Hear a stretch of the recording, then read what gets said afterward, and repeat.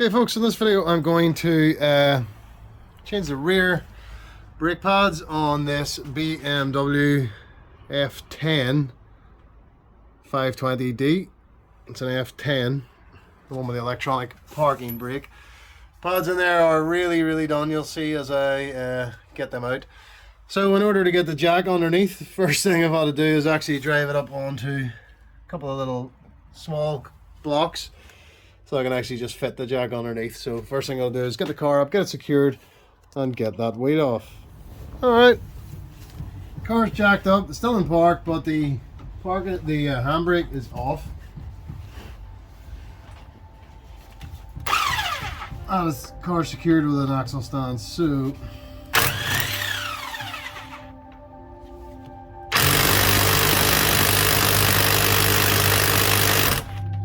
always one, two tight.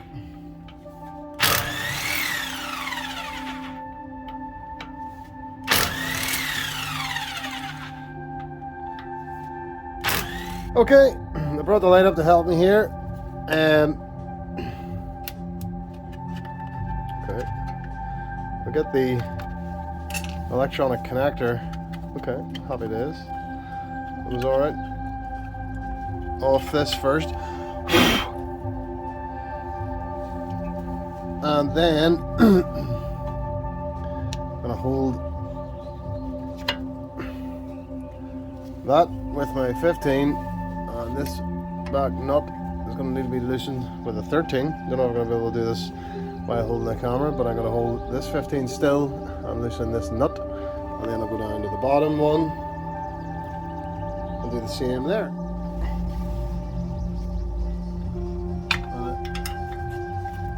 There we go.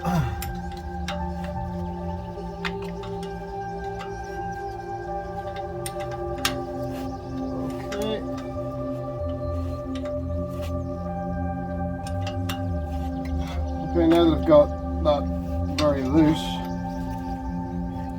I am going to do the same on the bottom, which is here.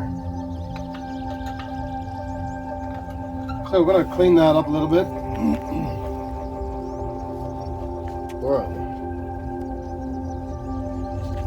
I'm going to clean that up a little bit, clean up that outside one a little bit. Apologies, this light is terrible. Alright, I think this is the best view for you. This is the bottom one. And I'm just holding this still while I loosen off that pin. So there's that one out. As you can see, it's separated. Keep them there safe.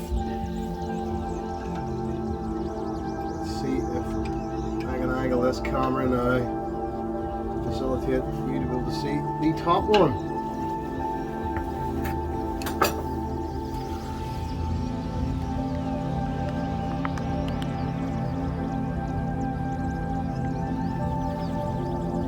Okay.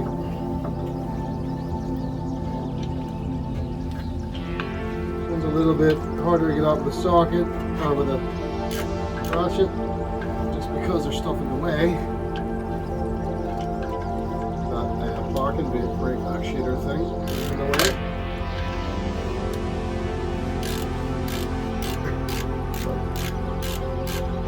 Yeah, it does it. Get this out as well.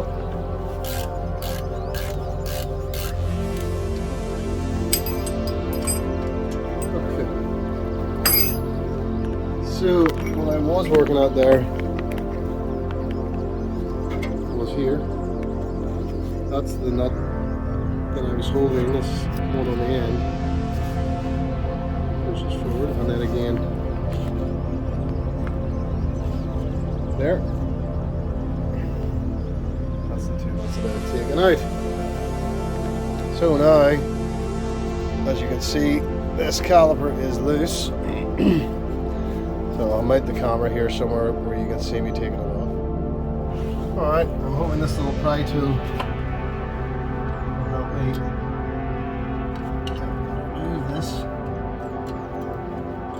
wiggle it about enough. So I can get it off. Okay.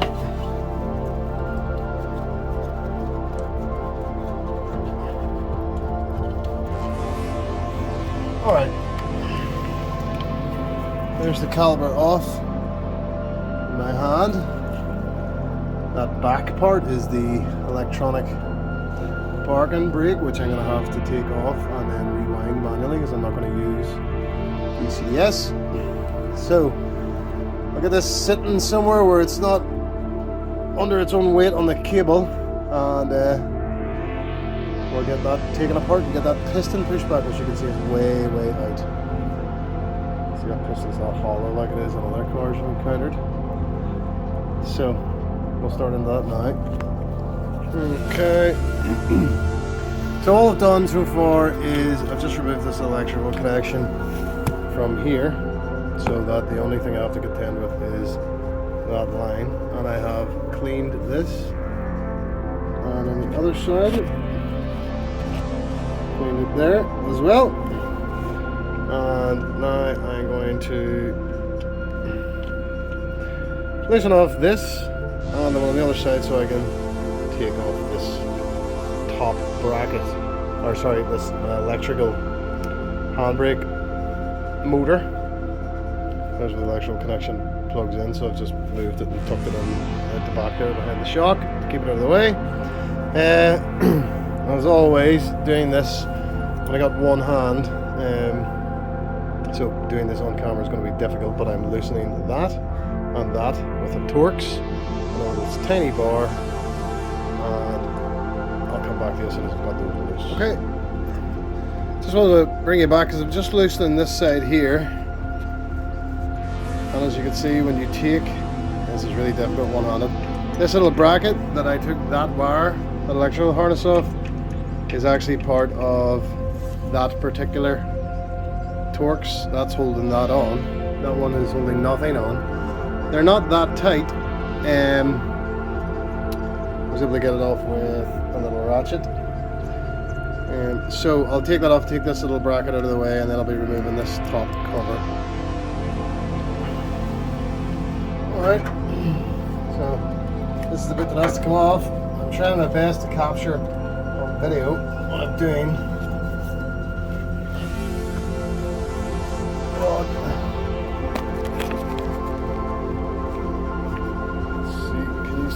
Yep.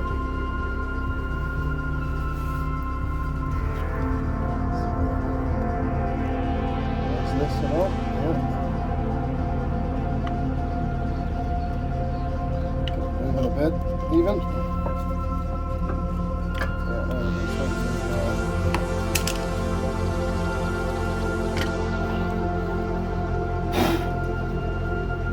Okay, that's that. Moved. Now the job is to use a Torx to turn that clockwise until it won't move anymore. Just turn it clockwise till it stops, and that will have retracted the motor, and then we can push this piston back again. So I'll find a Torx that fits in there neatly. Okay. I'm now going to turn this clockwise to retract the electronic parking brake motor until this stops spinning.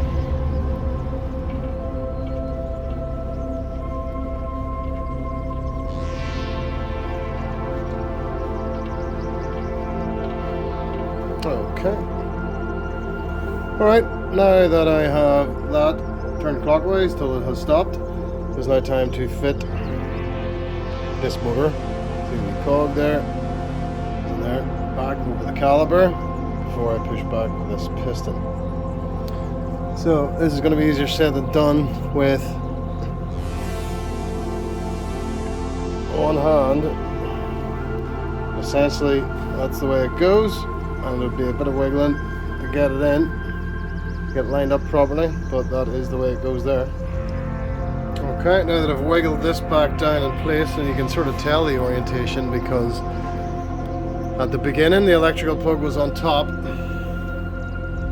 which is there, so you can tell the orientation that this goes. And when you're putting it on, it took me to sort of wiggle and press down a bit, not too hard, but a little bit, just to get those lined up. And I'll put those little bolts back in along with the bracket that holds the electrical connector.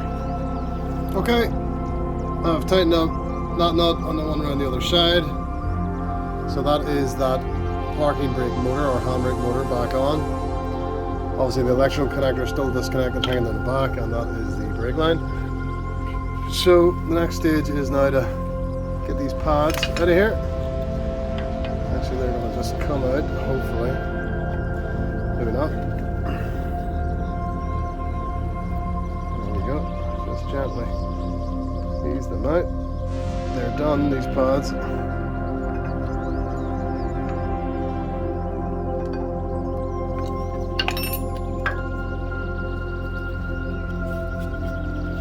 This side doesn't have a sensor, a wear sensor, I don't believe. It must be the other side. This is the passenger side rear. So yeah, they're pretty much done. I get the inner pad out exactly the same way, and then I'm going to clean up these runners and fit the new brake pads. Alright, I have cleaned this up just with some air. Okay.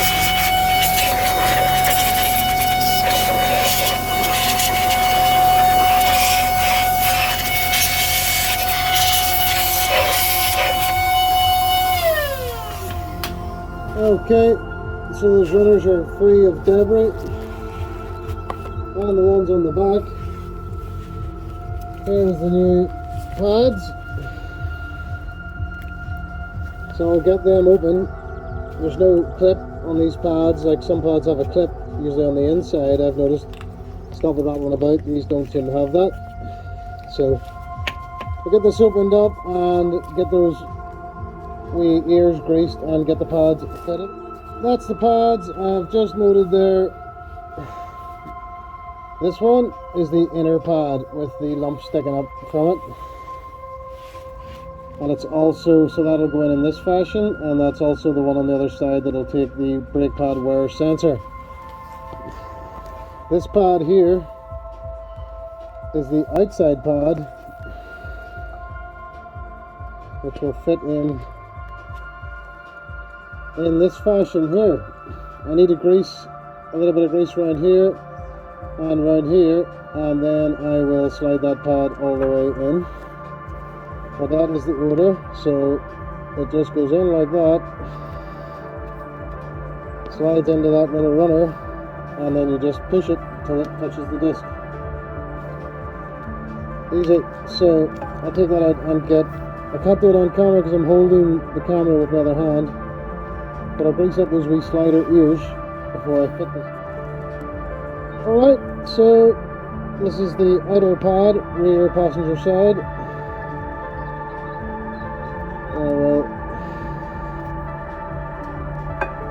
That's it fitted. And nice and tight, and I'll be doing the exact same with the inner pad. Just greasing up those two little ears and pushing it in from the back side, and then we'll fit the caliper back on over the mechanism again, over the whole thing. That's both pads fitted. Let's see if I can come on the back and give you a better view of the inside pad. So, as you can see, it slides in on the top slider there, and then it goes at the bottom and pushes in tight against the disc. On the other side, on the driver's side, you'll be fitting a brake pad wear sensor in here, but there isn't one on this side that I can see, unless it's gone completely. I can't see it.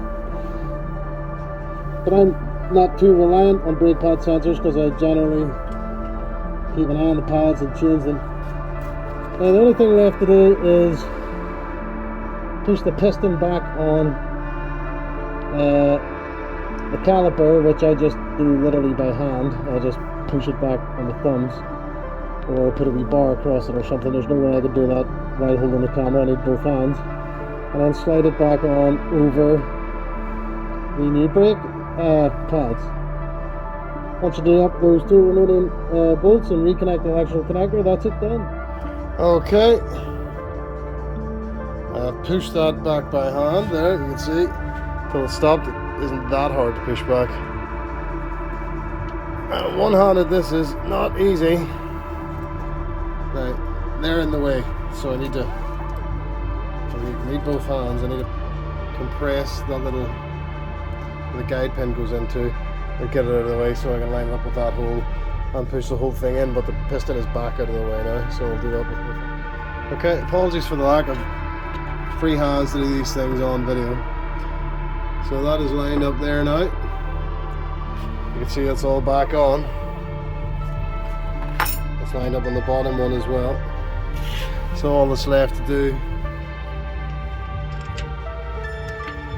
is get it nice and lined up.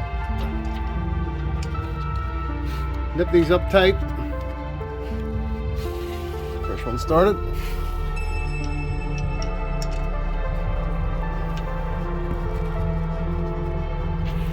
Probably hold that again with the 15 and turn the outer one.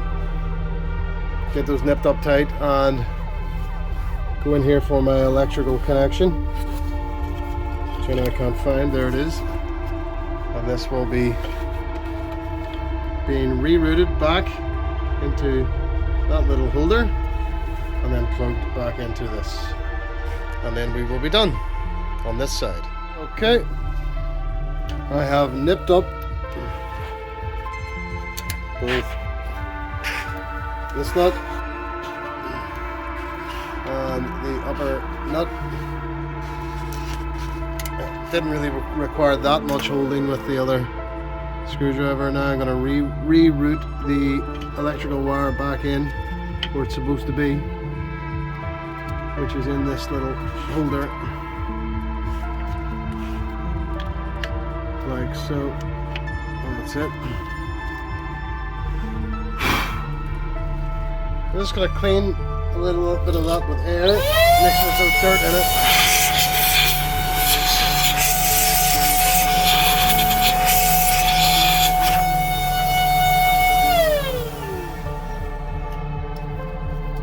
And then get this electrical connector reconnected back on again. There we go.